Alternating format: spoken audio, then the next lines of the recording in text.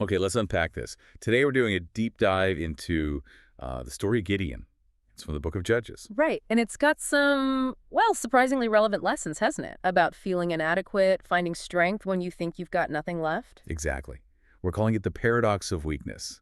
It's all about how sometimes getting stronger means getting smaller. It's a fascinating frame. So the source material kicks off with the Israelites doing evil in the Lord's sight. Basically, they lost focus, got distracted by other priorities, idols like Baal. Yeah, they took their eye off the ball, so to speak. And the result is bad. The sources say 7 years of just utter cruelty under the Midianites. Total devastation, reduced to hiding in mountains, caves. I mean, imagine having your crops destroyed year after year, all your livestock stolen, sheep, goats, cattle gone. Just desperate survival mode. And they only turned back to God when things got absolutely unbearable. And interestingly, God's first response isn't immediate rescue, it's a reality check. He sends a prophet. To tell them why this was happening, like, hey, you're in this mess because you didn't listen. It wasn't God abandoning them. No, it was them abandoning the instructions they were given, which, sets the stage perfectly for Gideon. A reluctant hero. And he's not exactly leading the charge initially, is he? Not at all. He's hiding, threshing wheat, but doing it secretly inside a wine press so the Midianites won't see the grain. He's just trying to survive. The picture of someone keeping their head down.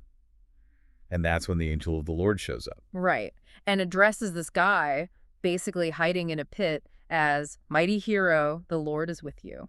Talk about confusing. I mean, Gideon's response is so relatable, right? Pure skepticism. Oh, yeah. He's basically like, if the Lord is with us, then why is all this happening? Where are those miracles everyone talks about? He's blaming the circumstances, seeing them as proof God's gone. It's such a human reaction. It really is. But God kind of ignores the complaint, doesn't he? Just cuts right to the chase. Straight to the command. Go with the strength that you have and rescue Israel. I am sending you. Grow with the strength that you have. That part's crucial. Wait, so the strength he has right then. Like the cleverness to hide wheat in a wine press. That's the strength. Apparently so. And Gideon protests, of course. "My clan's the weakest. I'm the least important person in my family." The usual stuff. Imposter syndrome, basically. Yeah. And God's answer. Simple, powerful. "I will be with you." That's it. The success isn't about Gideon's existing power level. It's about God's presence with him, using whatever Gideon brings to the table. But there was a condition first, wasn't there? Before any fighting. Yes, absolutely. First things first. Before marching anywhere, God tells him to tear down the local idol of Baal and the Asherah pole, deal with the stuff that doesn't belong. Like clearing out your own internal conflicts or, bad priorities before you can tackle the bigger mission. Exactly. You have to get rid of the self-sabotage first. And after he does that, then the source says the Spirit of the Lord clothed Gideon with power. Okay, so obedience first, then the power. Which leads us to the famous shrinking army. Right. Facing, what was it, 135,000 Midianites?